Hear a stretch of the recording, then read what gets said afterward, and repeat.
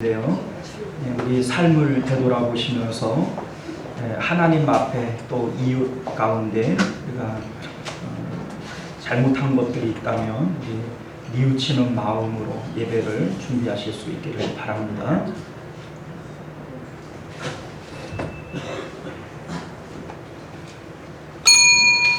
네, 지금으로부터 7월 7일 주일 오전 예배, 특별히 맥주 감사주일 예배 우리 하나님 앞에 드리겠습니다.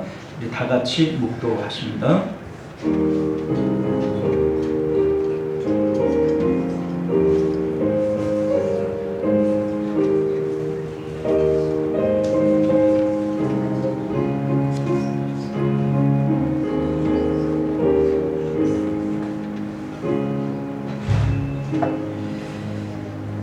감사함으로 여호와께 노래하며 수금으로 하나님께 찬양할지어다. 여호와는 자기를 경외하는 자들과 그의 인자심을 바라는 자들을 기뻐하시는도다. 아멘. 은혜로우시고 자비로우신 우리 주 하나님, 우리 하나님께서는 우리가 하나님 앞에 나올 때 하나님의 살아계심과 상주심을 바라는 마음으로 나오는 것을 기뻐하십니다. 오늘도 주께서 우리에게 베푸실 은혜와 사랑을 기대하며 드려지는 예배 되게 하시고 또 그 믿음대로 되어지는 놀라운 역사를 경험하는 저희들 되게 하여 주옵소서. 거룩하신 우리 주 예수님 이름으로 간절히 기도드리옵나이다. 아멘. 우리 찬송가 40장 함께 찬양하겠습니다.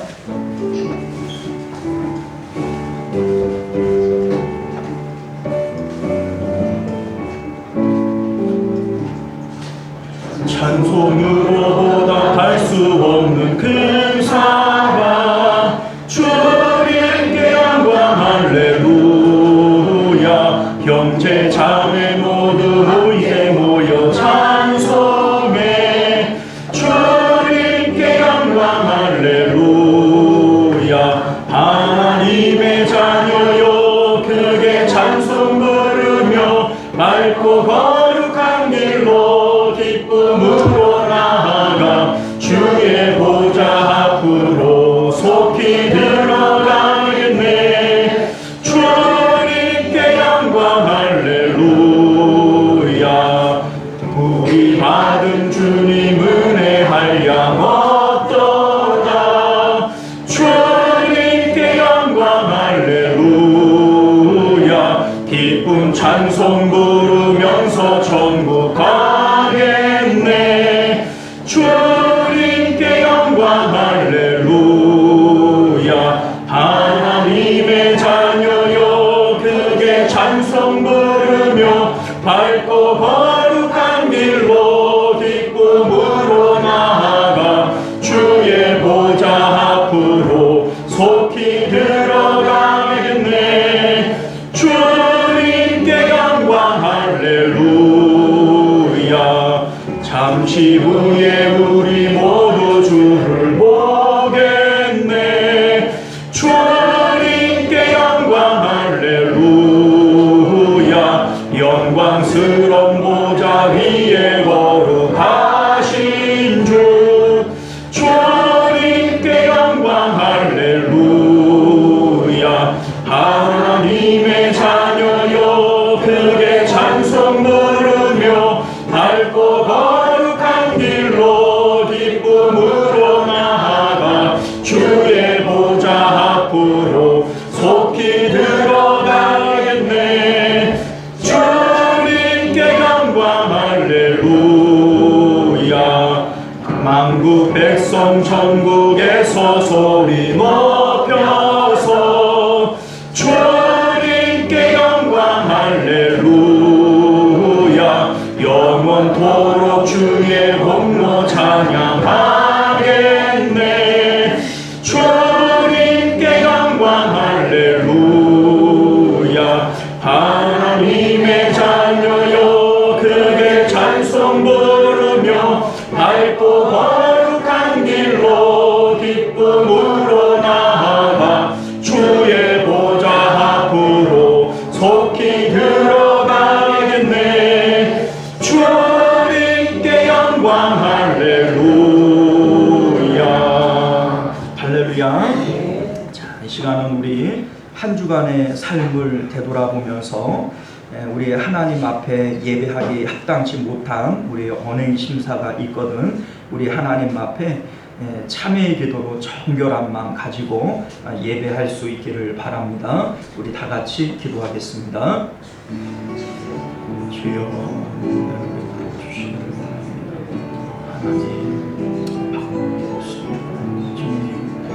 주님의 십자가의 공로 외에는 아버지 우리에게는 방법이 없습니다.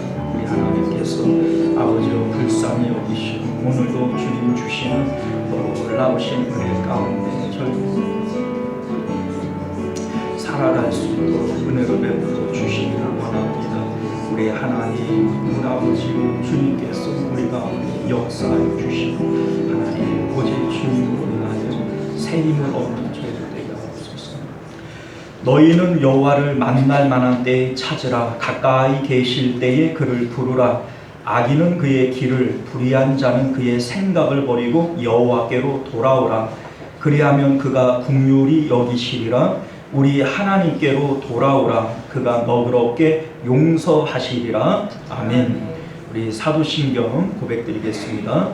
전능하사 천지를 만드신 하나님 아버지를 내가 믿사오며 그 외아들 우리 주 예수 그리스도를 믿사오니 이는 성령으로 잉태하사 동정녀 마리아에게 나시고 본디오 빌라도에게 고난을 받으사 십자가에 못 박혀 죽으시고 장사한 지 사흘 만에 죽은 자 가운데서 다시 살아나시며 하늘에 오르사 전능하신 하나님 우편에 앉아 계시다가 저희로서 사는 자와 죽은 자를 심판하러 오시리라. 성령을 믿사오며 거룩한 공예와 성도가 서로 교통하는 것과 죄를 사하여 주시는 것과 몸이 다시 사는 것과 영원히 사는 것을 믿사옵나이다. 아멘.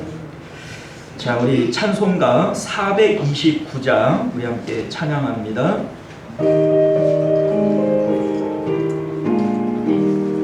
세상 모든 분판을 흔들어 약한 마음 낙심하게 될 때에 내려주신 주의 복을 세여라. 주의 크신 복을 내가 알리라. 받은 복을 세여 보아라. 크신 복을 내가 알리라. 받은 복을 세여 보아라. 주의 크신 복을 내가 알리라. 세상 근심 걱정 너를 두르고 십자가를 등에 지고 갈 때 주가 내게 주신 복을 세여라. 두려움 없이 항상 찬송하리라. 받은 복을 세여 보아라. 크신 복을 내가 알리라. 받은 복을 세여 보아라. 주의 크신 복을 내가 알리라. 세상 권세 너의 앞길 막을 때 주만 믿고 근심하지 말아라. 천사들이 너를 보호하리니 염려 없이 앞만 보고 나가라. 받은 복을 세여 보아라. 크신 복을 내가 알리라. 받은 복을 세여 보아라. 주의 크신 복을 내가 알리라. 할렐루야. 자, 이 시간은 우리를 대표해서 홍은철 장로님 기도하시겠습니다.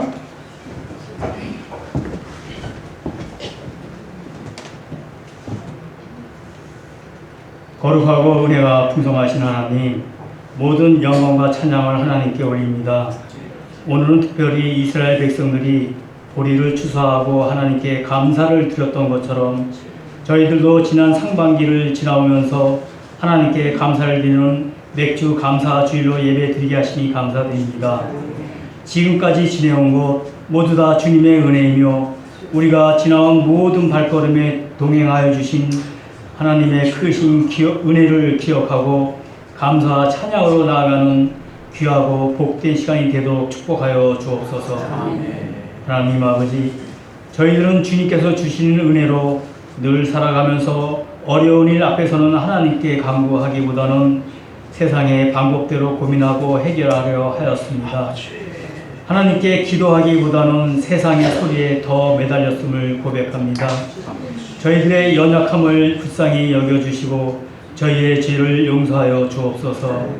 우리의 삶을 세상의 욕심과 욕망으로 채우지 않게 하시며 주님께서 주신 모든 것에 감사한 마음으로 남은 세월도 주님과 동행하며 작은 것에도 감사할 줄 아는 저희들이 되게 하여 주옵소서. 사랑의 주님, 시온송 교회와 성도들 위해 기도합니다.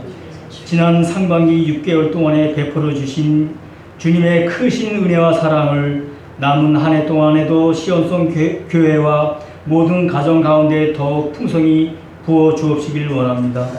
시온송 교회가 주님의 사랑 안에서 더욱 하나 되게 하시고 서로를 위해 기도하며 도울 수 있는 예수 공동체가 되게 하옵소서. 성도들의 가정과 일터 위에 주님의 평강과 축복을 더하여 주시고 모든 삶의 순간마다 주님의 인도하심을 경험하게 하옵소서. 이 기쁜 감사 주일에 마음의 근심으로 힘들어하는 심령들 있을 줄 압니다. 주님께서 저들의 상한 심령을 위로하여 주옵시고 복된 삶을 살 수 있도록 축복하여 주옵소서. 이 시간 머리 숙인 시온송 교회 모든 성도들 하나님께서 한 사람 한 사람 붙들어 주시어 가정과 일터에서 하시는 일마다 은혜 내려 주옵시길 원합니다. 특히 나이가 드심으로 인해 몸 여기저기 불편하고 아픈 곳이 많으신 성도들이 계십니다. 주님께서 친히 찾아가 주셔서 육신의 불편함과 질병을 어루만져 주시고 치유하여 주옵소서. 취업을 앞둔 자녀와 결혼을 앞둔 자녀들도 있습니다. 하나님, 그들의 앞길을 주님께서 형통하게 이끌어 주셔서 바라고 원하는 모든 일들이 주님 안에서 이루어지는 은혜를 내려 주옵소서. 이 시간 말씀을 통하여 은혜 받기를 원합니다.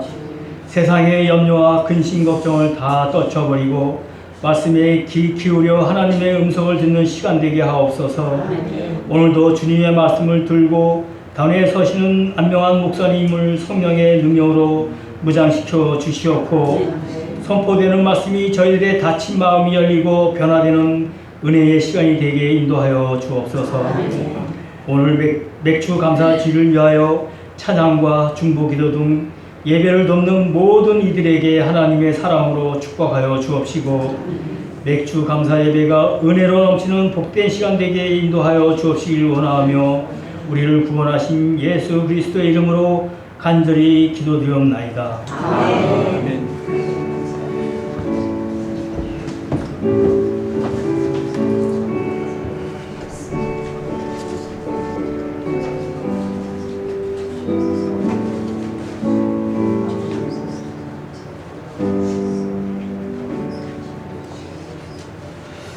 감사합니다.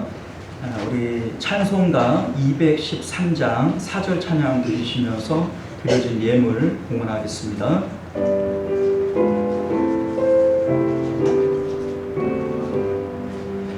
나의 보화 드리니 주여 받아주셔서 하늘 나라 위하여 주 뜻대로 쓰소서.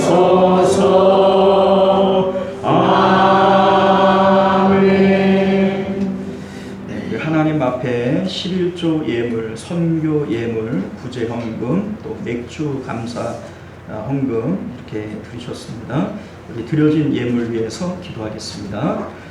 좋으신 우리 주 하나님, 우리 하나님께서는 하나님 앞에 즐겨 드리는 자들을 기뻐하십니다. 하나님께서 없어서 드리는 것을 기뻐하는 것이 아니라 우리 하나님께서는 우리의 마음을 보시고 정성을 보시기에 내 물질 있는 그곳에 내 마음도 있다고 우리 주님께서 우리의 마음을 기쁘게 받으시는 줄 믿습니다. 우리 하나님께서 이 예물 우리의 심령과 함께 받으심으로 우리의 마음이 하나님 안에 있으며 하나님의 은혜와 복을 누리는 저희들의 심령들이 되어지도록 은혜 베풀어 주옵소서. 작은 것에 충성된 자들에게 더욱 큰 것으로 맡겨주시겠노라 약속하여 주셨사오니 우리 하나님 우리의 삶 가운데 더욱 풍성한 은혜들이 있도록 주님 은혜를 베풀어 주시옵소서. 오늘도 하나님 앞에 예물 드린 자들 일일이 기억하시고 또 드리지 못한 자들 주님 어렵게 여기시며 드릴 것들이 있도록 복 주시고 또 믿음 더하여 주옵소서. 예수님 이름으로 기도드리옵나이다. 아멘. 자, 우리 강고 말씀 주보를 참조해서 드리도록 하겠습니다. 서로 사랑하고 격려하며 모이기를 힘쓰는 교회가 됩시다. 오늘은 맥주 감사 주일입니다. 하나님의 은혜를 기억하며 감사하실 수 있기를 바라겠고요. 교회에서 준비한 떡은 개인별로 받으실 수 있기를 바랍니다. 6월 수익 지출 재정 보고 우리 홍은철 장로님 예배 후에 수고해 주시겠고요. 전도 해별 원래해 오늘은 첫째 주가 되니까 없네요. 우리 다음 주 1여 3여 전도에 됩니다. 7월 식당 봉사부서는 3여 전도에 대표 기도 주보를 참조해 주시기를 바랍니다. 나라와 또 민족과 가정을 위해 또 교회를 위해 기도하실 때마다 합심해서 기도해 주시기를 바라겠고요. 특별히 환우들을 위해서 기도해 주실 수 있기를 바랍니다. 우리 어제 밤에 우리 조동찬 장로님도 장염이 생겨가지고 이제 못 나오시겠다 이제 이런 말씀을 하셨는데 지지난주에도 이렇게 장염에 걸리셨었는데 지난주에 나오시고 오늘 또 이렇게 장염이 도지셨는가 봐요. 위에서 기도해 주시기를 바라겠고요. 또 우리 그 외에도 우리 편찮으신 분들이 많이 있으시니까 위에서 기도해 주시고 또 또 전화해서 또 위로해 주시고 이렇게 하면 좋을 것 같아요. 우리 성경 읽기와 성경 쓰기 많이 동참해 주시기를 바라겠고 또 달성자들 명단은 주보를 참조해 주시기를 부탁드립니다. 자, 우리 하나님 말씀 우리 함께 나누도록 할게요. 마가복음 12장 35절에서 44절 마지막 절까지 말씀을 보도록 하겠습니다.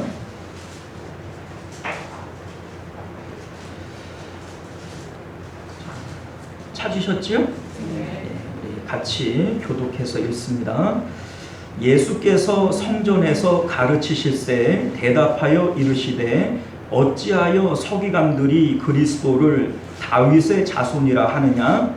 다윗이 성령에 감동되어 심히 말하되 주께서 내 주께 이르시되 내가 내 원수를 내 아래에 두겠다지 내 형편이 아니라 하셨다. 다윗이 그리스도를 주라 하였은즉 어찌 그의 자손이 되겠느냐 하시니 많은 사람들이 즐겁게 듣더라. 예수께서 가르치실 때에 이르시되 긴 옷을 입고 다니는 것과 시장에서 논하는 것과 회당의 높은 자리와 잔치의 윗자리를 원하는 서기관들을 삼가라. 그들은 과부의 가산을 삼키며 그의 기도로 길게 기도하는 자니 그 받은 향기도 주말이라 하시니라. 예수께서 헌금함을 대하여 앉으사 무리가 어떻게 헌금함에 돈 넣는가를 보실새 여러 부자는 많이 넣는데 한 가난한 과부는 와서 그들에게 놓고 예수께서 제자들을 불러다가 이르시되 내가 진실로 너희에게 이르노니 이 가난한 과부는 헌금함에 넣는 모든 사람보다 많이 넣었도다. 그들은 다 부족한 중에서 넣었더니 이 과부는 그 가난 중에서 자기의 모든 소유 곧 생활비 전부를 넣었느니라 하시니라. 아멘. 자, 우리 기도하겠습니다. 은혜로우시고 자비로우신 우리 주 하나님, 오늘도 우리가 주님의 말씀 앞에 섭니다. 생명의 말씀, 또 능력의 이 말씀이 우리 마음을 온전히 수술해서 정말 하나님 보시기에 기뻐하실 그러한 우리의 심령이 되어지도록 은혜 베풀어 주옵소서.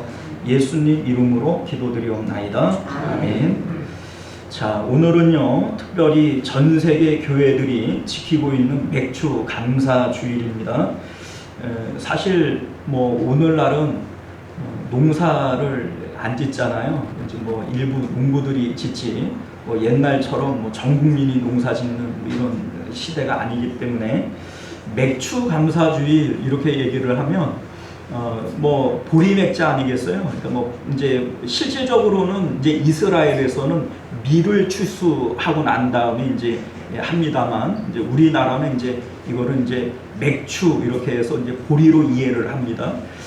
보리가 됐던 뭐 이제 밀이 됐던 뭔가 추수와 관련되어졌고, 맥주 감사주일, 그러니까 추수를 하고 난 다음에 하나님 앞에 감사하는 거구나, 이렇게 우리가 이해를 한단 말이에요.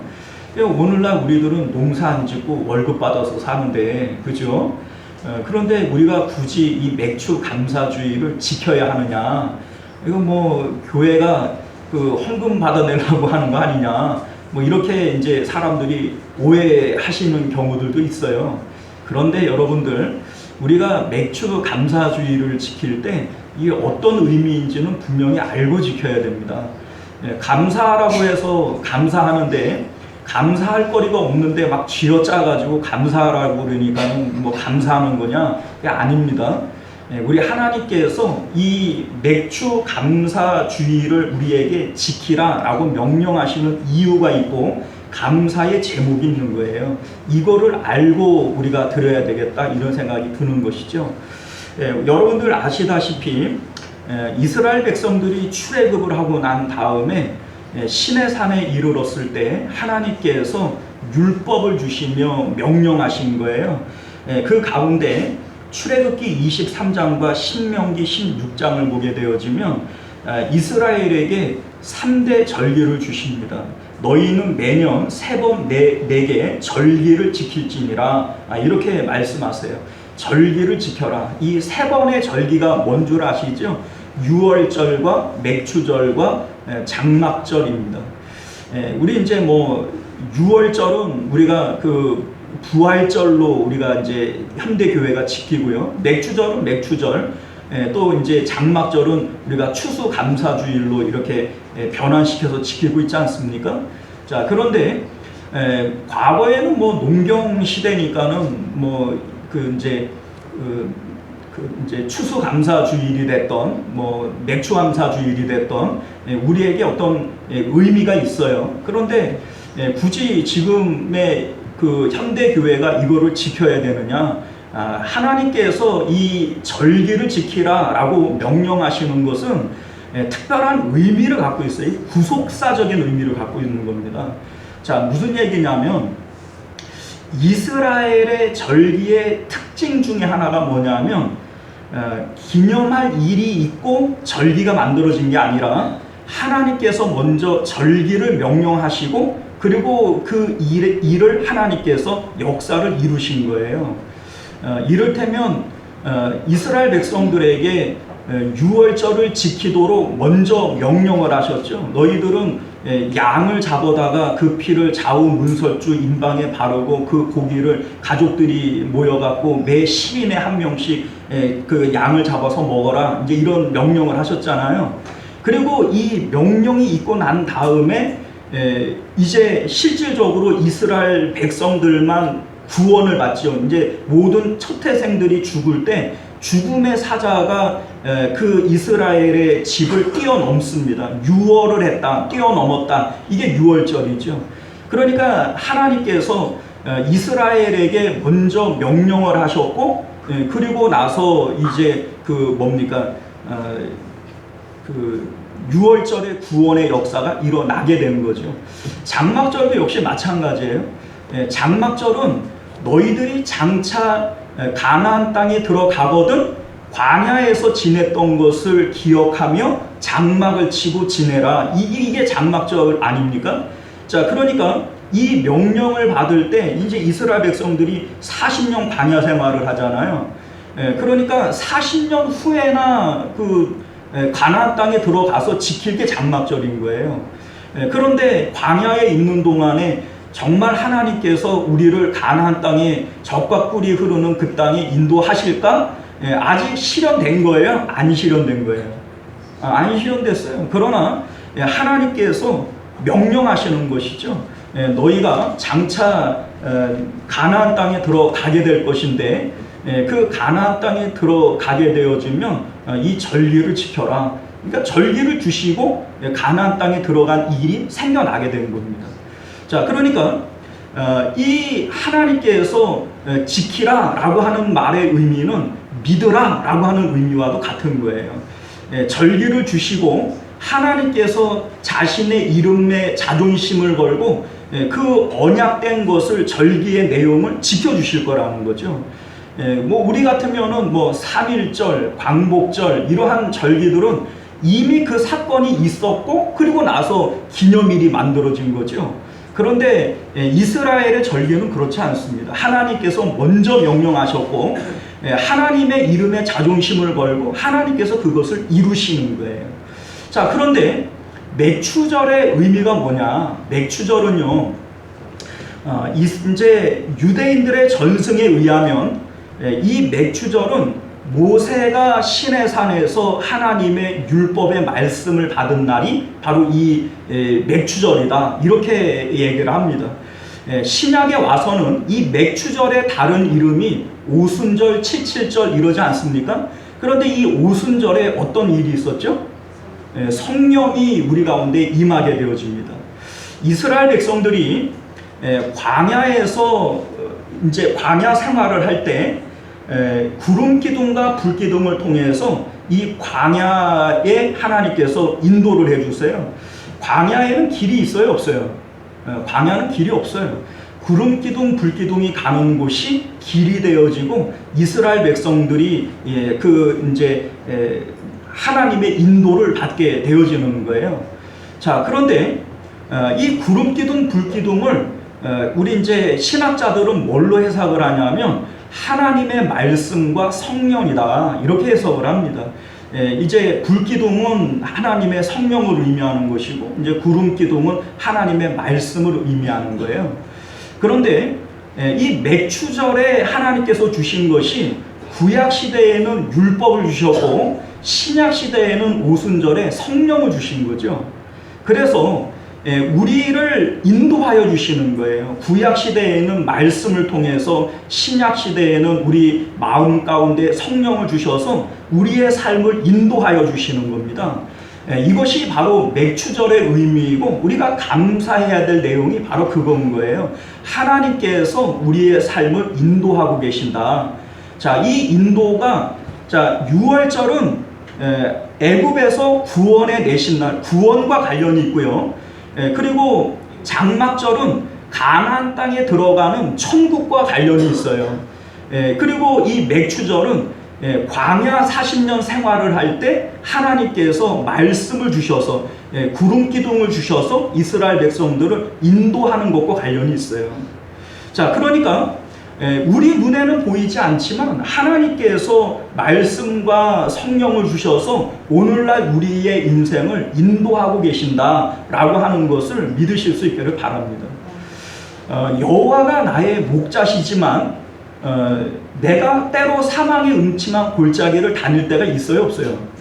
있어요. 여호와는 나의 목자시니, 그러나 내가 사망의 음침한 골짜기를 다닐지라도, 이거 우리가 사망의 음침한 골짜기 다닐 수 있어요. 그러나 그때에도 주의 지팡이와 막대기가 나를 안위하시나이다. 하나님께서 나를 인도하고 계신다. 이것을 이제 다윗이 고백하고 있지 않습니까? 자, 오늘날 우리 성도들의 삶은요, 하나님께서 말씀과 성령을 주셔서 인도해 가고 계시는 거예요. 때로는 우리 삶 가운데 내가 원치 않는 일들을 당하고 내가 정말 골짜기 깊숙한 곳에 처박혀 있는, 그렇게 내가 답답하고 정말 하나님께서 나를 인도하고 계시는가, 나 혼자 지금 떨어져 있는 건 아닌가, 이러한 마음이 우리 가운데 있다 할지라도 맥추절이 우리에게 주는 영적인 의미가 뭐냐면, 너희들은 하나님의 인도 가운데 있다라고 하는 것을 믿으라는 거예요. 지키라 라고 명령하시는 것은 이거를 우리가 해석할 때 믿으라 라고 말씀하시는 것과 같은 겁니다. 우리가 오늘날 우리 삶 가운데 감사할 일이 있어야 감사하지, 뭐 기쁘리나 뭐 감사할 것이 없는데, 아니요. 여러분들, 내가 병에 걸렸든지 내가 사업이 안 되고 망했든지 또 내 뜻대로 안 되는 그러한, 내가 지금 골짜기에 사망의 음침한 그러한 골짜기를 내가 다니고 있다 할지라도 그 모든 과정들이 하나님의 인도하심 가운데 있고, 내가 여호와의 집에 영원히 살리로다, 하나님께서 하나님의 그 집으로 우리를 인도하는 과정 가운데 있음을 여러분들 믿으실 수 있기를 바라요. 이스라엘 백성들이 광야에서 40년을 돌 때 그들 마음 가운데에는, 야, 이 하나님께서 뭐 길을 알고 인도하는 거냐, 뭐 지금 어디로 인도하는 거냐, 알 수가 없죠. 답답한 마음이 있었을 거예요. 그럼에도 불구하고 그 길이 가나안으로 연결되어지는 길이고, 우리 하나님께서 인도하시는 길이었다는 겁니다. 오늘날 우리들이 내 삶을 바라볼 때 답답하지요. 뭐 이렇게 지금 사는 게 지금 맞는 건지, 내가 지금 하나님의 인도하심을 받고 있는 건지, 우리 답답한 마음이 있을 수 있어요. 그러나 이 맥추절이 주는, 우리에게 주는 영적인 의미가 뭐냐면, 하나님의 인도하심 가운데 있다. 이거를 여러분들 믿으실 수 있기를 바라요. 참새 한 마리가 땅에 떨어지는 것도 하나님의 뜻이 없으면 안 되는 것이고요. 특별히 우리에게는 머리카락조차라도 새 신바 되어졌다 말씀하십니다. 그 하나님께서 우리의 삶을 인도하고 계신다, 이것을 믿으라 하는 것이 바로 맥추절의 의미인 것이고, 여러분들이 지금 감사해야 할 이유들이 바로 거기 있는 겁니다. 우리 주님께서 내 삶을 인도하고 계십니다. 지금 내가 답답한 일이 있다 할지라도 우리 하나님을 의지하는 마음으로 우리 하나님께서 나를 푸른 초장과 실만한 물가로 인도하실 것입니다. 여호와의 집에 영원히 살게 하실 것입니다. 이 믿음을 가지고 지켜져야 될 것이 바로 맥추 감사 주일인 것을 여러분들이 믿으실 수 있기를 바랍니다. 우리 좌우 옆에 있는 분들하고 한번 인사를 나누도록 할게요. 여호와께서 여러분들 권사님의 삶을 인도하십니다. 우리 한번 인사해 볼까요?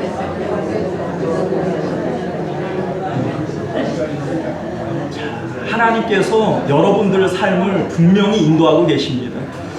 주 안에 있는 나에게 딴 근심 있으랴. 우리가 하나님 안에 있다면 다른 근심거리 가질 필요 없어요. 하나님 분명히 우리를 인도하시고 하나님 우리를 지키실 줄 믿습니다.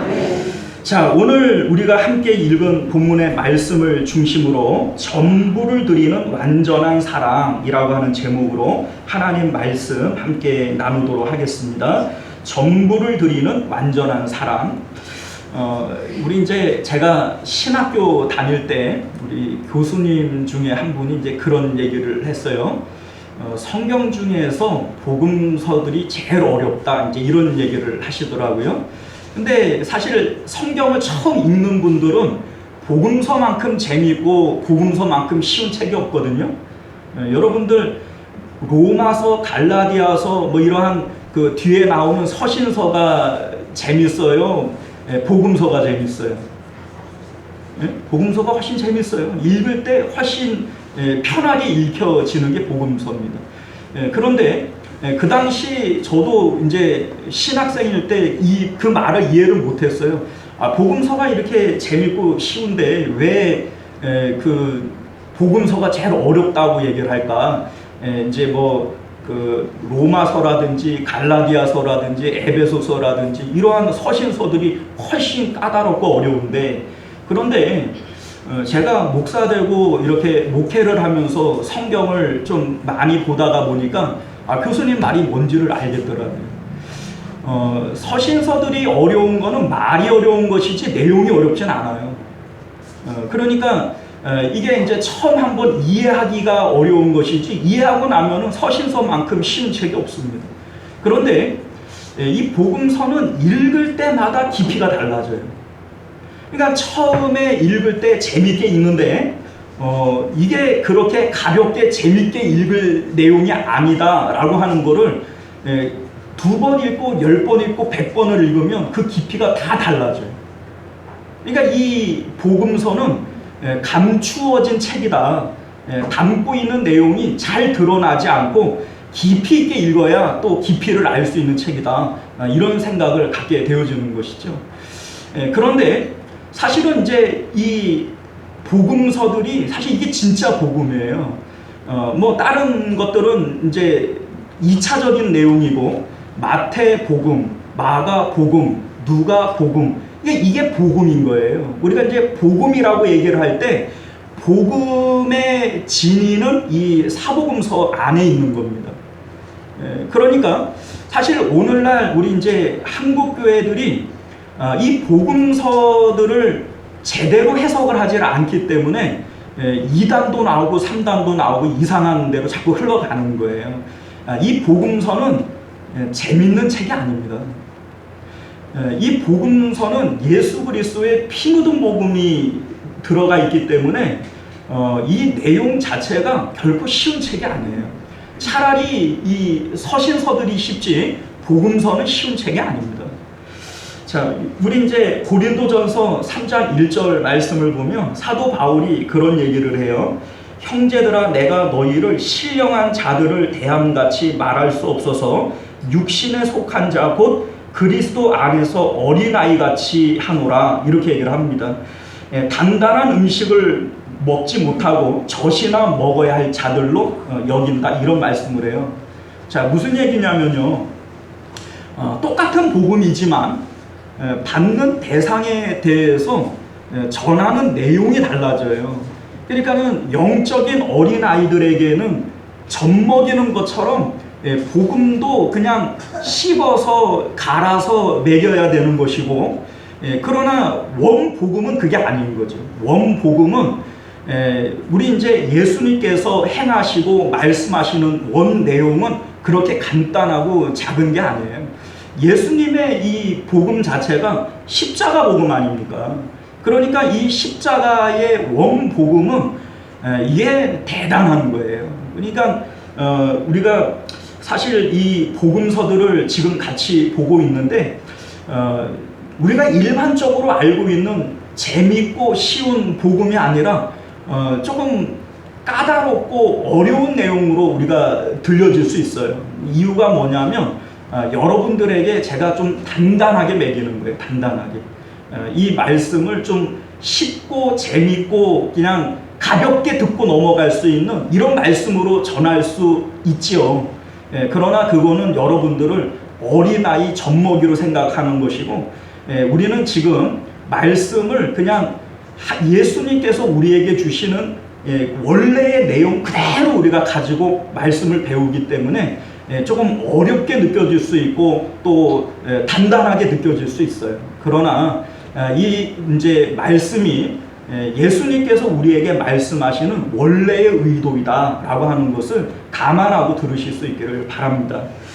자, 우리 지난 시간에 28절 이하의 말씀을 가지고 사랑해야 들어가는 하나님 나라 이러한 제목으로 말씀을 나눈 바가 있어요. 사랑해야 들어가는 하나님 나라. 하나님 나라는 믿음으로 들어가는 것인데 왜 사랑해야 들어간다 얘기를 하느냐? 우리 이제 예수님께서 이제 그 서기관의 질문 가운데 하나님 사랑과 이웃 사랑을 얘기하시고 그것을 옳다라고 받아들이는 이 서기관에게 네가 하나님 나라에서 멀지 않다. 자, 멀지 않다는 얘기는 가까이 있다는 얘기죠. 자, 그러니까 사랑이라고 하는 것, 하나님 사랑이라고 하는 것을 가장 큰 것으로 알고 있는 이 율법상 이 서기관이 하나님 나라에 합당하다, 멀지 않다 이렇게 얘기를 하는 겁니다. 그래서 사랑으로 들어가는 것이다 이렇게 얘기를 하는 것이죠. 믿음으로 들어가는 것도 맞고요. 사도 바울은 너희가 소망으로 구원을 얻었다 이렇게도 얘기를 해요. 자, 그러니까 믿음으로 구원 얻는다, 소망으로 구원 얻는다, 사랑으로 구원 얻는다, 뭐 이렇게 성경은 세 가지를 다 얘기를 하고 있는 거예요. 이유가 뭐예요? 이거는 별개로 떨어지는 게 아닙니다. 믿음 따로, 소망 따로, 사랑 따로가 아니에요. 믿음이 있다면 분명히 소망이 있어야 되고 사랑이 있어야 되는 겁니다. 만약에 믿음은 있는데 사랑은 없다, 진짜 믿음일까요? 그럴 수 없다라는 것을 제가 여러 번 말씀드렸죠. 믿고 있는 것은 분명히 소망하게 되어져 있고 사랑하게 되어져 있는 거예요. 그러니까 내가 예수님을 믿는다, 하나님을 믿는다 라고 얘기를 하는데 내 마음 가운데 주님을 사랑하지는 않아. 그러면 여러분들이 착각하고 있는 거예요. 알고 있는 것을 믿고 있다고 착각하는 겁니다. 자, 어쨌든 우리 이제 한 서기관이 예수님에게 가장 큰 계명이 무엇입니까? 라고 질문을 해요. 지금 이 서기관은 이걸 몰라서 예수님에게 물어보는 게 아닙니다. 어떻게 대답하는가 보기 위해서 시험 삼아서 물어보는 거예요. 당시 그 바리새인들은요, 율법을 잘 지키기 위해서 율법을 613가지나 되어지는 세부 항목으로 나누고 지키려고 했거든요. 613가지를 이거를 다 외우는 사람들도 없을 뿐더러 이거를 지키려고 하다가 보면 서로 율법끼리 부딪힐 수 있어요. 예를 들면 안식일을 지키려고 하는데 이 안식일 외에 뭐 우리가 다른 일을 또 율법이 규정을 했다면 안식일을 지켜야 되느냐, 다른 율법을 지켜야 되느냐, 율법끼리 부딪힐 수도 있잖아요. 자, 그러니까 이들은 어떤 계명이 크냐 이거를 따지는 거예요. 그러니까 어떤 계명이 더 큰 계명, 중요한 계명이냐 이거를 줄을 세워 놓으면 이러한 문제들이 생겨날 때 먼저 지켜야 할 이런 계명이 이제 세워지게 되어지는 거죠. 자, 그래서 당시에 이제 바리새인들끼리 이 논쟁은 늘 있어 왔던 겁니다. 어떤 계명이 큰 계명이냐 이 이제 논쟁이 있어 왔기 때문에 이 율법사는 자기 나름대로 어떤 계명이 크다라고 하는 것을 알고 있었고 자기 주장이 사실 있었던 거예요. 그런데 이에 대해서 예수님께서 하나님 사랑과 이웃 사랑을 얘기를 하시죠. 그런데 사실은 이제 하나님 사랑, 이웃 사랑 이 두 가지로 얘기를 하는 것처럼 보여지지만 엄밀히 얘기하면 이 사랑은 세 가지의 의미를 담고 있어요. 왜냐하면 내 이웃을 자기와 같이 사랑하라 이렇게 얘기를 했으니까 나 자신을 사랑하는 것과 같이 이웃을 사랑해야 되니까 여기에 자기 사랑도 포함이 되어지는 거예요. 그러니까 하나님 사랑, 자기 사랑, 이웃 사랑 이렇게 세 가지의 사랑이 있는 것이죠. 자, 그런데 사실 율법사가 이 서기관이 물어본 것은 가장 큰 계명, 이 한 가지를 물어본 거거든요. 그런데 예수님은 한 가지가 아니라 두 가지로 대답하는 것처럼 보여지지 않습니까? 그런데 이게 두 가지의 사랑이 아니에요. 이게 하나를 얘기를 하는 겁니다. 왜냐하면 같은 내용을 담고 있는 마태복음 22장 39절을 보면 둘째도 그와 같으니 내 이웃을 내 자신과 같이 사랑하라 이렇게 돼 있어요. 둘째도 그와 같다라고 하는 말의 의미는 하나님 사랑을 얘기했고 이웃 사랑을 얘기했지만 이 둘이 같은 것이다 이런 의미가 담겨져 있는 겁니다. 자, 그러니까 하나님 사랑, 자기 사랑, 이웃 사랑은 별개의 사랑을 얘기하는 것이 아니라 이거는 한 덩어리의 사랑을 얘기하는 겁니다. 사람의 마음이 하나인 것처럼 사실은 사랑도 하나인 겁니다. 자, 이게 무슨 얘기를 하자는 것이냐면 하나님께서는 우리에게 이렇게 얘기를 하시죠. 내 마음을 다하고 목숨을 다하고 힘을 다하여 내 주 여호와 하나님을 사랑하라. 자, 그런데 여러분들 사랑이라고 하는 것은요 내 마음에 담기는 것이고 담기 위해서 사랑하는 거예요. 왜 이것을 내 마음에 담으려고 하느냐? 행복하기 위해서 담으려고 하는 거예요. 자, 이를테면 여러분들 자녀를 사랑하지요? 뭐 혹은 돈을 사랑하지요? 건강을 사랑하지요? 뭐 우리가 사랑하는 것들이 있어요. 그런데 왜 자녀들을 사랑하는가? 자녀를 사랑하는 것이 내 마음에 기쁨을 주기 때문이에요. 돈을 사랑하는 것이 내 마음에 기쁨을 주기 때문이에요. 자, 그러니까 나에게 기쁨을 줄 것이라고 믿는 대상을 우리는 사랑하고 사랑하는 것이 내 마음에 들어오게 되어지는 것이죠. 사람의 마음은 비어 있어요. 이제 사람의 마음은 비어 있는 공간이에요. 그런데 이 비어 있는 공간 안에 무엇인가가 들어오게 되어질 때 우리는 만족을 느끼게 되어지고 기쁨을 느끼게 되어지는 거예요. 그러니까 내가 기뻐하고 만족할 만한 것들을 내 마음에 집어넣음으로써 나는 행복하려고 하는 거죠. 이게 바로 사랑한다라고 하는 거예요. 그런데 하나님께서는 우리에게 무엇만 사랑하라는 거예요?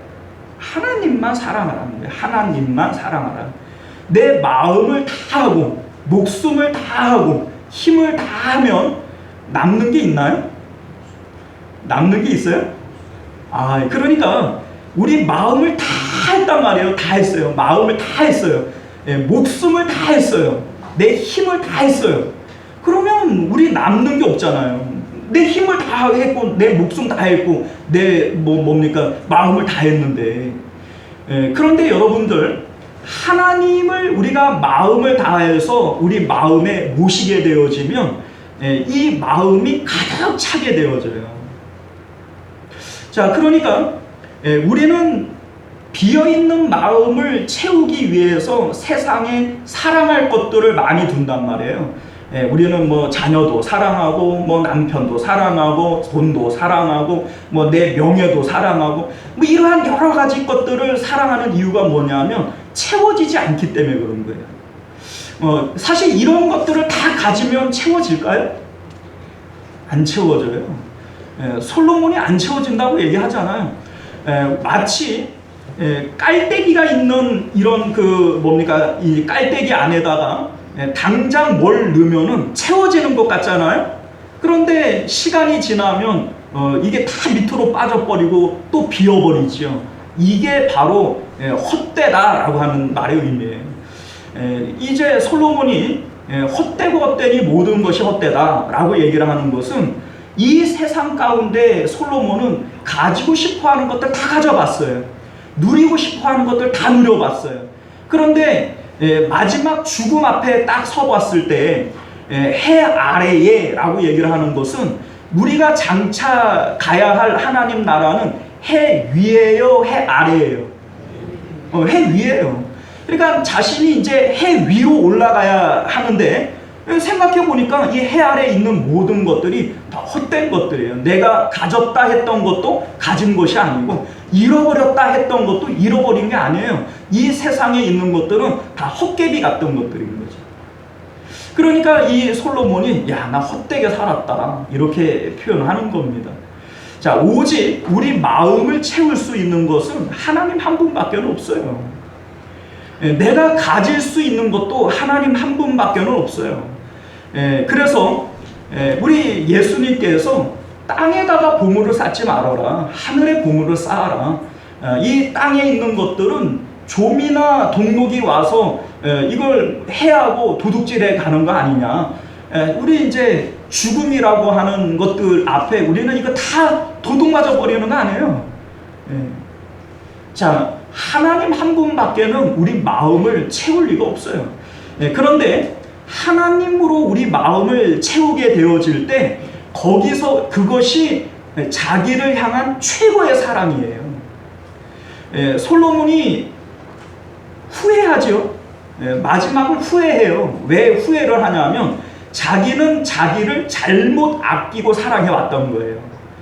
자기는 세상에 있는 좋은 것들을 나한테 주면은 내가 행복할 것이라고 여긴 그게 자기 사랑인 줄 알았어요. 그런데 그게 잘못된 사랑이었던 거예요. 하나님 한 분을 내가 가지는 것이 나 자신을 향한 최고의 사랑인 거예요. 그리고 이러한 상태에서 진정한 이웃사랑이 나오게 되어집니다. 우리가 넓게 생각을 해 봤을 때 이웃이라고 하는 것이 꼭 옆집 사람을 얘기하는 게 아니에요. 남편도 아내도 이웃이고 내 자식도 이웃이에요. 나 말고의 다른 사람들은 다 이웃이에요. 그런데 이 이웃사랑이 어떻게 자기와 같이 되어질 수 있을까? 사람은요, 누구나 다른 사람에게 사랑을 베풀고 은혜를 베풀 때 분명히 나에게 돌아올 것에 대한 기대를 갖습니다. 여러분들 때로 누구 때문에 서운하죠? 삐지죠? 그런데 그 서운하고 삐지는 대상이 남편도 되고 자식도 되지 않아요. 여러분들이 사랑하는데 왜 서운하고 삐지죠? 바라는 게 있어서 그런 거예요. 무조건 주는 사랑이 아니고 나 자신처럼 사랑하지 않기 때문에 그런 거예요. 그런데 왜 우리는 다른 사람에게 바라게 되어질까요? 비어있는 마음을 채우려니까 바라는 거예요. 이렇게 좀 해주면 안 돼? 저렇게 좀 해주면 안 돼? 이렇게 얘기를 하는 이유는 그 사람에게 뭔가 바라는 게 있기 때문이거든요. 그런데 하나님으로 내 마음을 가득 채우게 되어질 때 다른 사람에게 뭔가를 바라지 않게 되어져요. 왜요? 나는 이미 만족하니까. 하나님으로 내 마음을 가득 채운 상태에서는 여러분들 스데반 집사님이 자기를 돌로 치는 사람을 향해서도 사랑할 수 있잖아요. 용서할 수 있죠. 그것은 이미 이제 스데반 집사님 마음이 하나님으로 가득 채워져 있기 때문에 그래요. 하늘이 열리고 인자가 보좌에서 선 것을 보고 있는 상태에서는 세상의 다른 것들을 바랄 것이 없기 때문에 그러는 거예요. 제자들이 변화산 위에서 여기가 좋사오니 여기서 살고 싶다 이렇게 얘기를 한단 말이에요. 세상에 있는 모든 것들을 다 잊어버려요. 왜요? 그 하나님 예수님의 변화되어지는 모습을 볼 때 이미 그들의 마음이 가득 채워진 거예요. 그러니까 더 이상 바랄 것이 없기 때문에 여기가 좋사오니 라고 하는 표현을 사용하게 되어지는 겁니다. 주 하나님 모신 곳이 그 어디나 하늘나라. 우리 마음을 하나님으로 채우게 되어질 때 우리는 그것이 진정한 자기 사랑일 뿐만 아니라 거기서부터 다른 이웃을 내 몸과 같이 사랑할 수 있는 진정한 사랑이 나온다라고 하는 것을 우리 예수님께서 말씀하신 것임을 믿으실 수 있기를 바랍니다. 자, 그런데 오늘 우리가 함께 읽은 본문은요, 세 가지 내용을 얘기하고 있어요. 우리 이제 보신 대로 35절에서 37절까지를 보면 다윗의 자손인 예수님을 왜 다윗이 주라고 얘기를 했냐라고 하는 내용을 얘기하고요. 두 번째 내용은 38절부터 40절까지 서기관들을 삼가라 이러한 내용으로 되어져 있고요. 그리고 41절에서 44절까지는 과부의 헌금을 예수님께서 가장 많이 드렸다 이렇게 말씀하시는 내용을 담고 있습니다.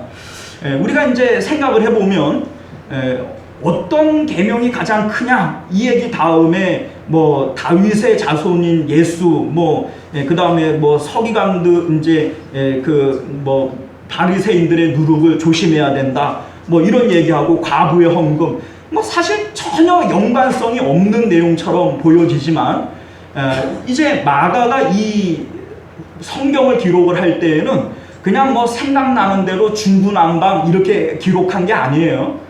이게 다 연관성을 가지고 지금 이 성경을 기록하고 있는 겁니다. 그러면 지금 이 성경이 우리에게 뭘 얘기를 하려고 하느냐, 앞서 최고의 사랑을 해야 된다. 그래야 하나님 나라에 가까운 것이다. 이렇게 말씀을 했잖아요. 그런데 우리가 왜 이러한 사랑을 하지 못하느냐? 이거를 지금 말씀하고 있는 것이고, 그리고 마지막에 이 과부의 얘기는 그렇게 하나님을 사랑하고 있는 이름 모를 한 여자를 등장시키는 거예요. 그래서 이제 이 내용이 다 연관성을 가지고 있는 것이다. 지금 이 얘기입니다. 자, 그러면 이 말씀이 지금 뭘 얘기를 하고 있는 거냐? 첫 번째는요, 다윗의 자손에 대해서 지금 그 호칭의 문제를 지금 말씀하고 있는데, 우리 이제 35절 말씀 우리 같이 한번 읽어볼게요. 시작. 예수께서 성전에서 가르치실세 대답하여 이르시되 어찌하여 서기관들이 그리스도를 다윗의 자손이라 하느냐. 자, 우리 이제 예수님을 다윗의 자손이라고 이스라엘 사람들이 얘기하는 대목들은 상당히 많이 있습니다. 우리 이제 소경 바디메오가 예수님을 향하여 소리치잖아요. 다윗의 자손이여 나를 긍휼히 여기소서. 이렇게 외치잖아요. 자, 예수님께서 예루살렘으로 들어오실 때에도 호산나 다윗의 자손으로 오시는 이여. 그 백성들이 다 이렇게 그 종려나무 가지를 흔들면서 이렇게 찬양하지 않습니까? 자, 그러니까 이스라엘 백성들은 메시아 예수님을 다윗의 자손으로 다들 알고 있었던 거예요. 그런데 예수님께서 질문하시는 내용이 뭐냐면 36절 말씀을 보면요, 다윗이 성령에 감동되어 친히 말하되 주께서 내 주께 이르시되 내가 내 원수를 내 발 아래에 들 때까지 내 우편에 앉았으라 하셨도다. 자, 이게 이제 시편 110편 1절에 나오는 내용인데, 다윗이 장차 1000년 후에나 오실 자기 후손으로 오는 이 메시아에 대해서 내 주라고 얘기를 했다는 거예요. 주께서 내 주께 이르시되, 앞에 나오는 주는 하나님을 얘기하는 것이고 뒤에 나오는 주는 메시아를 얘기하는 거예요. 자, 그러니까 다윗이 1000년 후에나 자기 후손으로 올 메시아를 내 주님이다 이렇게 얘기할 수 있겠냐라고 지금 물어보고 있는 것이죠. 자, 여러분들, 메시아라고 하는 것, 우리 뭐 그리스도, 메시아 뭐 이렇게 사용을 합니다만 이 같은 얘기예요. 오른쪽 엉덩이나 왼쪽 궁둥이나 같은 겁니다. 메시아는 히브리어로서 구원자 이런 의미예요. 기름 부은 자, 구원자 이런 의미고요. 그리고 그 그리스도는 헬라어로서 기름 부음을 받은 자, 구원자 이런 의미를 담고 있어요. 그러니까 뭐 그리스도나 메시아나 같은 의미죠. 자, 그런데 구원자라고 얘기를 하는 것은 구원자라고 얘기를 하는 것은 어딘가에 내가 빠져 있고 매여 있다라는 걸 의미하는 거거든요. 만약에 구원자가 있는데 나는 지금 뭐 어디 빠지지도 않고 묶여 있지도 않아요. 그러면 내가 구원받을 일이 없죠. 뭘 나를 구원해 주겠어요. 자, 그런데 이스라엘 백성들은 지금 자기들이 어디에 묶여 있다라고 생각을 하냐면, 당시 로마라고 하는 나라가 이스라엘을 식민지로 지배하고 있었고 로마의 압제 아래 묶여 있었기 때문에 메시아를 어떻게 이해를 했냐면, 다윗의 후손으로 오시는 이 메시아는 우리를 로마의 압제로부터 구원하여서 다윗 시대의 태평성대와 부국강병을 이루어 주실 것이다. 이렇게 믿고 있었던 거예요. 그리스도는 구원자인데 우리는 지금 로마에 묶여 있기 때문에 로마로부터 우리를 구원할 자이다. 이렇게 알고 있었던 것이죠. 자, 그런데 예수님께서 질문하신 내용은 뭐냐면, 다윗이 1000년 후에나 올 자기의 후손을 주라고 얘기할 수 있어요, 없어요? 상식적으로 이건 말이 안 되는 거죠. 내가 우리 이제 태영이한테 아유 주님 이렇게 얘기를 하면 사람들이 다 좀 미쳤다 그러지 않겠어요?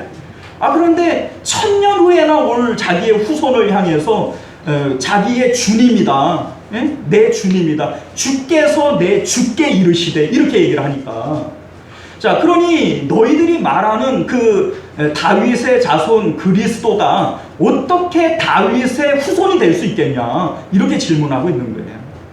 자, 이거는 지금 예수님께서 뭘 얘기를 하냐면, 지금 이스라엘 백성들은 예수 그리스도를 영적으로 이해를 해요, 육적으로 이해를 해요? 육적으로 이해를 하는 거예요. 그러니까 예수님을 육적으로 이해를 하니까 다윗의 자손이고 그리스도 구원자라 얘기를 하니까 로마로부터 우리를 구원할 자이겠구나, 이렇게 받아들이는 거예요. 그러니까 이들의 시각이, 이들의 눈이 예수 그리스도를 영적으로 보지를 못하면 예수님을 결국은 다윗의 자손, 자기의 육체를 구원할 자로 전락시켜버리고 마는 거예요. 예수님을 그리스도라고 얘기하는 이유가 뭐죠? 예수라고 하는 이름 자체가 구원자라고 하는 뜻이잖아요. 예수가 구원자예요.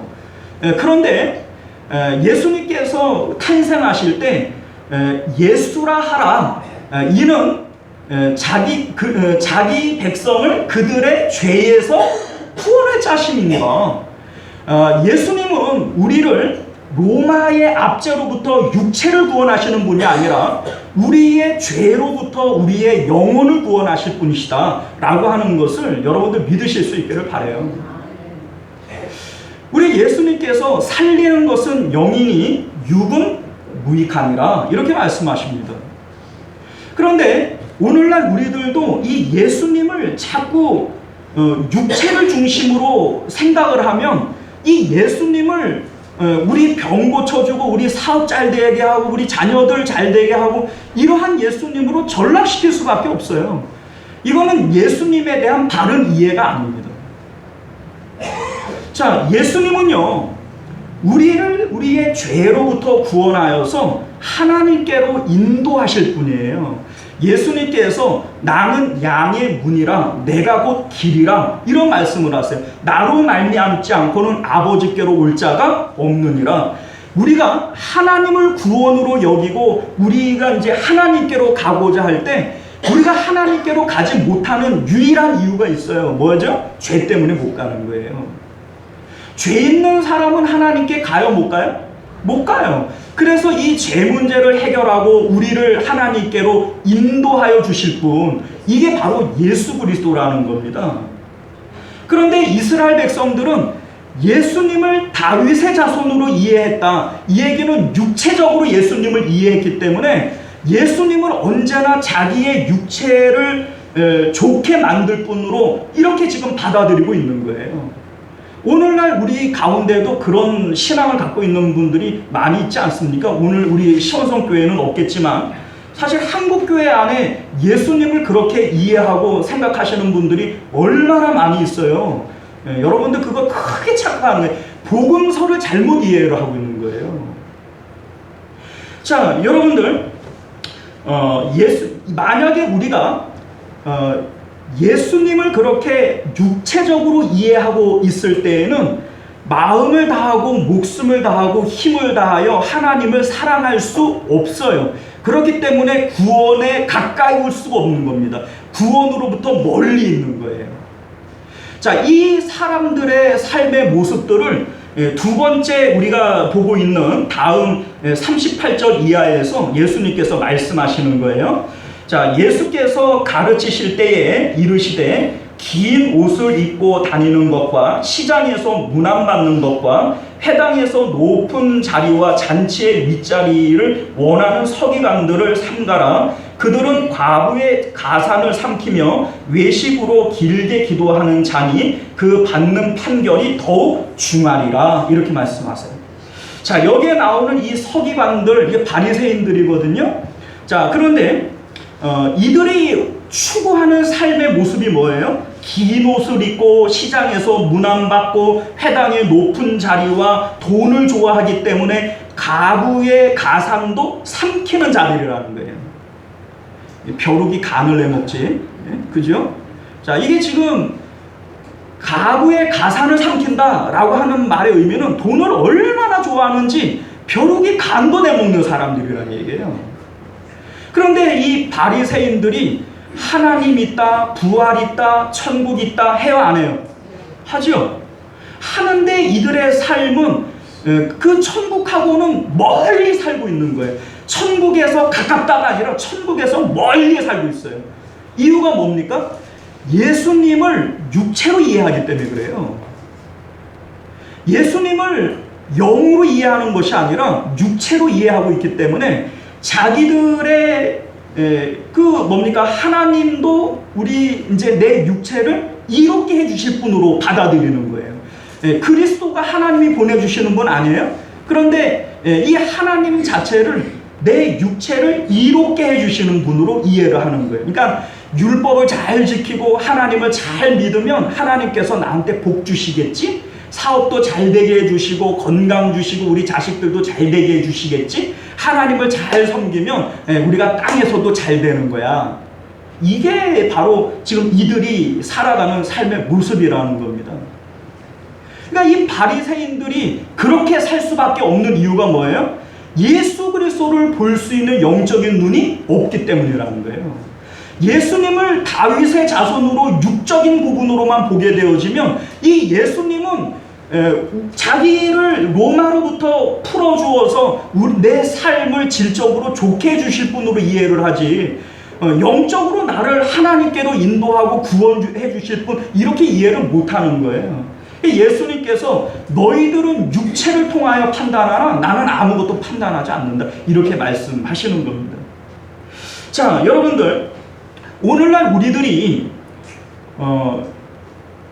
영이 아니라 육을 통해서 판단하고 살아간다면 마음을 다하고 목숨을 다하고 힘을 다하여 주 여호와 하나님을 사랑하라 이렇게 얘기하는 것은 미친 소리처럼 들릴 거예요. 사람이 어떻게 그렇게 살아? 그러면 어떻게 사람이 살 수가 있겠어? 이렇게 받아들일 수밖에 없어요. 왜냐하면 그거는 죽는 행위이지 사는 행위가 아니기 때문에 그래요. 그렇지 않습니까? 아니, 여러분들, 자기는 내가 나를 지켜야 되는 것이고, 우리 예수님께서 너희들 아무것도 염려하지 말아라, 무엇을 먹을까 마실까 염려하지 말아라, 그거는 이방인들이나 염려하는 것이지, 이렇게 얘기를 하면 그거 콧방귀 끼잖아. 아니, 내가 염려 안 하면은 하늘에서 떡이 떨어져, 돈이 떨어져, 이렇게 우리가 받아들일 수 있잖아요. 그런데 여러분들, 지금 이것이 왜 이러한 판단이 나오느냐? 육체를 통해서 판단하기 때문이라는 거예요. 그렇게 살아가는 사람들은 지금 이 서기관들이 높은 자리 좋아하고 문안받는 자리 좋아하고 돈을 좋아해서 과부의 가산을 삼키는 이러한 삶의 모습들이 나올 수밖에 없다는 거죠. 그런데 우리 끝으로 여기 이제 한 과부를 등장을 시키고 있어요. 여기 이제 41절 이하를 보게 되면 예수께서 헌금함을 대하여 앉으사 무리가 어떻게 헌금함에 돈 넣는가를 보실세 여러 부자는 많이 넣는데 한 과부는 와서 2 렙돈 곧 한 고두란트를 넣은지라 이렇게 돼 있어요.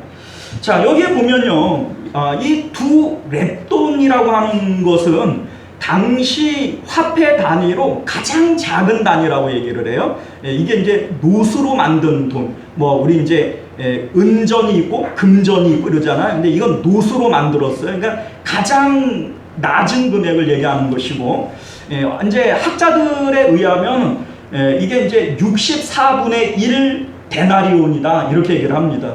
그러니까 여러분들 한 데나리온 이거 아시죠? 그런데 이 한 데나리온의 64분의 1이다 이렇게 얘기를 합니다. 그러니까 이거를 이제 소위 오늘날 우리가 이해하기 쉬운 화폐로 바꾸면 1 데나리온은 성인 남자의 하루의 품값이거든요. 그러니까 예를 들어서 지금 성인 남자의 하루 품값이 15만 원이다 이렇게 생각을 한다면 64분의 1이면 이게 이제 2,350원이 되어져요. 그러니까 이제 고두란트 이제 렙돈이니까 곱하기 2 해봐야 5,000원이 안 되는 돈인 거예요. 그런데 이 5,000원이 안 되는 돈이지만 이 과부에게는 전 재산이다 이렇게 얘기를 하는 것이고, 다른 이제 부자들은 있는 가운데 많이 드렸겠죠. 어떤 사람 10만 원도 드리고 20만 원도 드리고 이렇게 했겠죠. 그러나 예수님께서 5,000원도 안 되는 이 2 렙돈을 드린 이 과부가 가장 많이 드린 것이다 이렇게 칭찬을 하셨다는 거예요. 그 이유가 뭐냐면 그는 생활비 전부를 드린 것이기 때문이다. 이런 말씀을 하고 있는 것이죠. 자, 그런데 여러분들, 금액이 많든 적든 생활비 전부를 드린다라고 하는 것은 이게 보통 믿음이 아닌 거예요. 왜냐하면 여러분들 당장 그러면 내가 은혜 받아가지고서는 내 생활비 전부를 드렸어요. 그리고 난 다음에 어떻게 살 거예요? 뭐 먹고 살 거고 어떻게 살 거예요? 우리가 사실 하나님 앞에 때로 은혜 받을 때 전 재산 바치고 싶은 마음이 있어도 못하는 이유가 뭐예요? 다음에 어떻게 할 거냐, 이것 때문에 못하는 거 아니에요? 그런데 여러분들, 지금 여기에 나오는 이 과부가 누군지, 이 신앙의 내력이 어떤지, 어떻게 해서 이런 믿음을 갖게 했는지, 이런 내용이 성경에는 전혀 없어요. 그러나 예수님께서 말씀하시는 것은 이 여자가 어떤 누구인지는 몰라도 이 믿음을 갖고 있다라는 걸 얘기하고 싶은 거예요. 자, 이 여자는요, 하나님을 전적으로 의지하는 믿음을 갖고 있었던 거예요. 내가 당장 생활비 전부를 하나님 앞에 드리는데 그 다음은 내가 알 수 없어요. 누구에게 맡기는 거예요? 하나님께 맡기는 거예요. 그래, 이 과부가 가지고 있었던 믿음은 뭔 믿음이냐? 앞에 나왔던 육으로 판단하고 육체의 생각을 가지면 이런 판단을 할 수 있어요, 없어요? 이렇게 못해요. 당장 우리가 못하잖아요. 우리는 뭐 이런 일을 할 수 있냐? 우리 못해요. 왜 못하냐면 우리도 지금 육체로 판단하고 있기 때문에 그래요.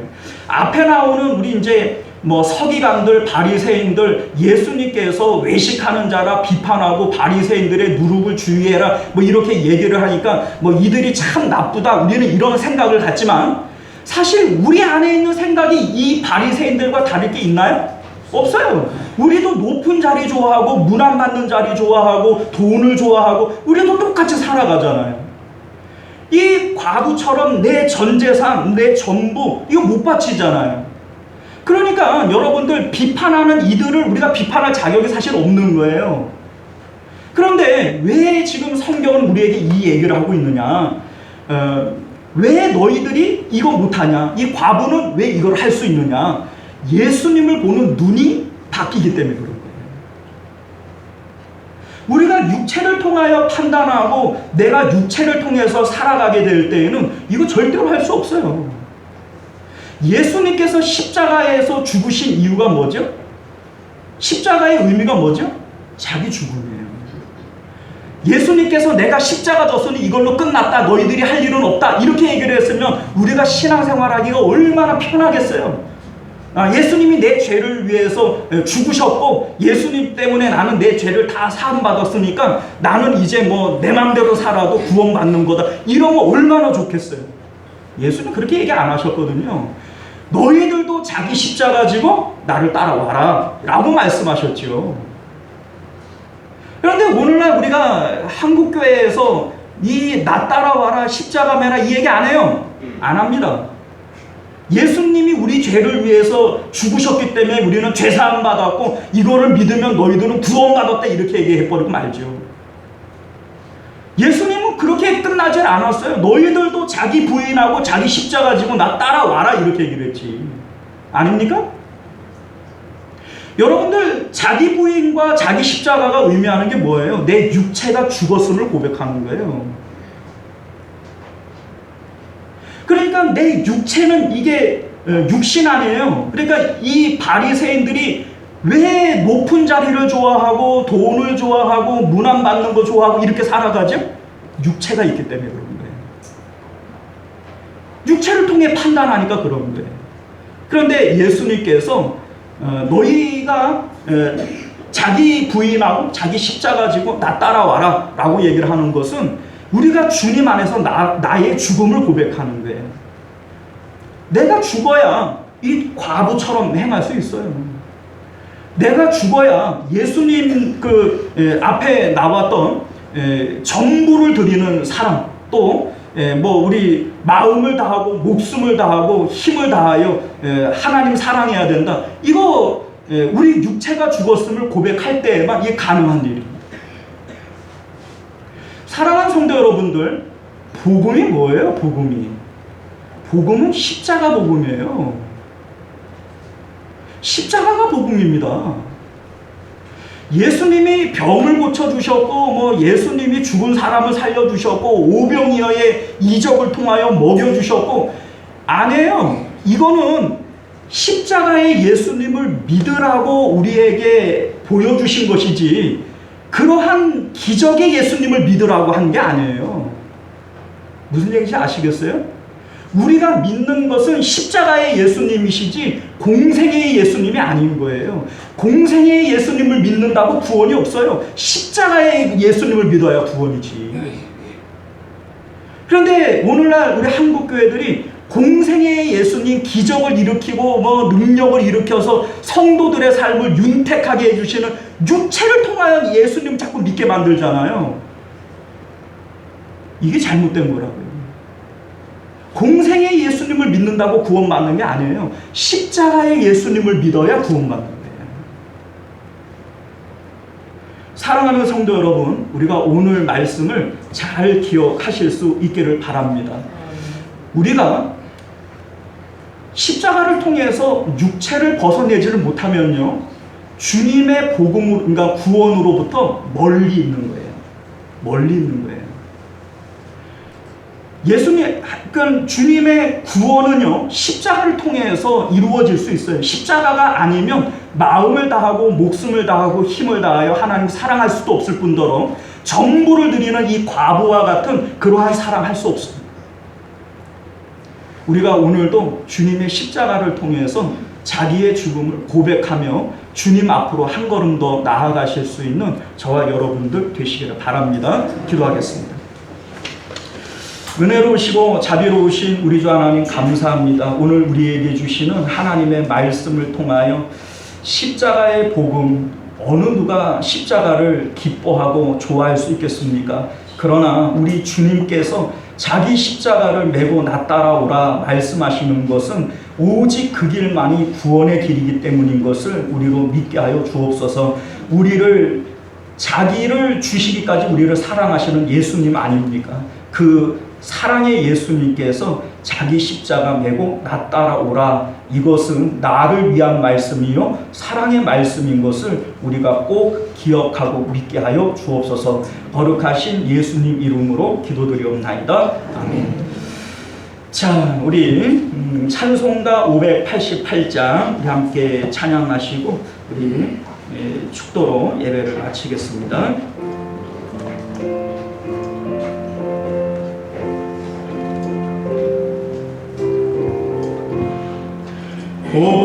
공중난 새를 보라, 농사하지 않으며 곡식모아 곡간함에 드린 것이 없어도 세상 주관하는 주님 새를 먹여주시니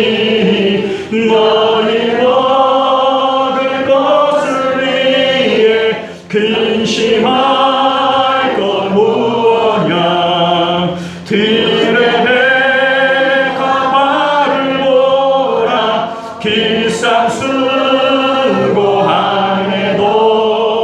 솔로몬의 입은 옷도 입고만 못하였네. 아궁석에 던진 불도 깊이 쉬거든. 사랑하는 자녀들을 입히시지 않으랴. 너희들 세상에서 무엇 먹고 마시며 무슨 옷을 입고 살까 염려하지 말아라. 이는 이만 사람들이 간구하는 것이요 너희 하늘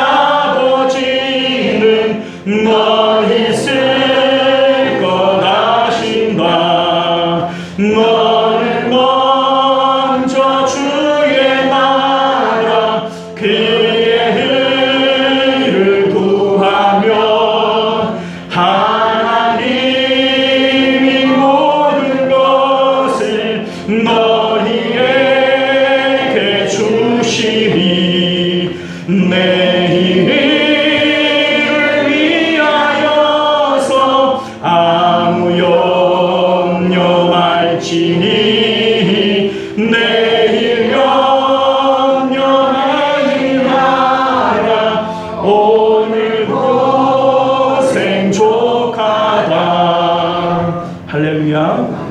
자, 이 시간 우리 먼저 말씀을 기억하며 기도하실 수 있기를 바랍니다. 우리 주님께서는 살리는 것은 영이니 육은 무익하다. 그래 말씀하셨습니다. 우리 예수님께서 이 땅에 오신 것은 우리를 죄로부터 구원하시기 위한 것이고 하나님께로 인도하기 위한 것이지 이 땅에서 우리를 잘 먹고 잘 살게 하시려고 하는 목적은 아니에요. 물론 우리 예수님께서 그렇다고 우리 삶이 어떻게 되든지 관심 없다 이런 건 아니죠. 분명히 우리 삶 가운데 우리 하나님께서 은혜도 주시고 복도 주시고 우리 건강도 주시고 하지요. 그러나 예수님이 이 땅에 오신 목적이 그건 아니라는 거예요. 그러니까 우리가 예수님을 바르게 이해해야 됩니다.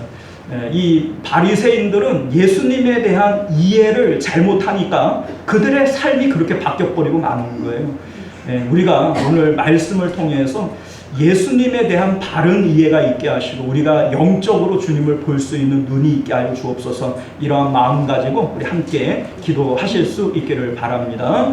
은혜로우신 우리 주 하나님 감사합니다. 이 유대인들은 아버지여 예수 그리스도를 다윗의 자손으로 육적으로 이해했기 때문에 그 예수님을 자신의 육체를 아버지여 복지로 인도할 그러한 그리스도로 이해해버리고 말았습니다.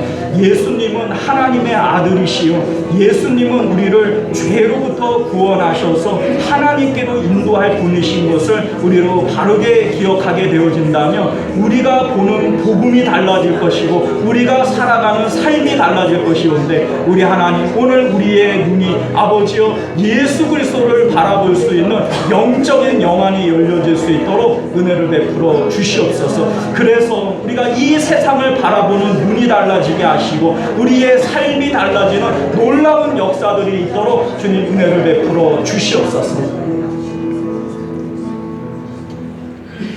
은혜로우신 우리 주 하나님, 유대인들은 예수 그리스도를 육체를 통하여 이해했습니다. 다윗의 자손으로 오시는 메시아. 그래서 다윗의 자손으로서 로마에 매여 있는 자신들을 구원하여 다윗 시대의 태평성대 부국강병을 이룰 그러한 메시아로 육체적으로 이해를 했습니다. 그 결과 그들의 삶은 잔치의 높은 자리, 또 문안받는 자리, 돈을 좋아해서 과부의 가산조차도 삼키는 그러한 사람들로 전락해버리고 말았습니다. 예수 그리스도를 어떻게 이해하고 보느냐, 이 눈이 달라지면 그들의 삶이 달라지게 될 줄 믿습니다. 우리는 예수님을 육체로 이해하는 것이 아니라 영적으로 볼 수 있는 영안이 열린 자들 되게 하여 주옵소서. 우리가 영안이 열려지면 정말 예수님을 보는 눈이 달라지고 그래서 믿음이 달라지고 우리의 삶이 달라지게 될 줄 믿습니다. 우리 하나님 오늘 말씀을 통하여 영안을 여는 저희들 되도록 은혜 베풀어 주옵소서. 거룩하신 예수님 이름으로 기도드리옵나이다. 아멘. 지금은 우리 주 예수 그리스도의 은혜와 만극하신 하나님 아버지의 사랑하심과 내주하시고 교통하시는 성령 하나님의 인도 보호하심이 오늘도 말씀을 따라 십자가를 통하여 육체는 죽고 오직 하나님 사랑하는 마음으로 하나님을 대하는 그렇게 살기를 원하는 우리 모든 성도님들과 그들의 가정과 자녀들과 생업 가운데 또 시원송교회와 만국교회 가운데 지금으로부터 영원토록 함께 있을지어다. 아멘.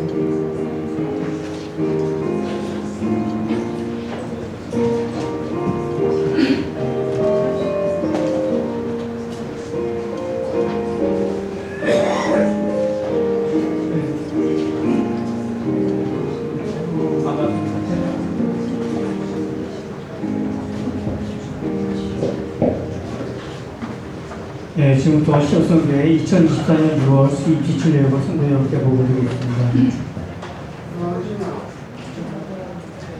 먼저 헌금 내역을 살펴보면 11조가 437만 2천원이고 감사 헌금은 83만원, 선교 헌금은 39만원 되겠고 구제 헌금은 3만원, 목적 헌금은 전도 동참 헌금으로 7만원이 되겠습니다. 이어서 주요연금은 105만 2천 원 되겠고 기타 수익 6,778원은 전도용 천마차 판매대금 6만원과 은행이자 6,778원이 되겠고요. 따라서 홍금액 총 합계가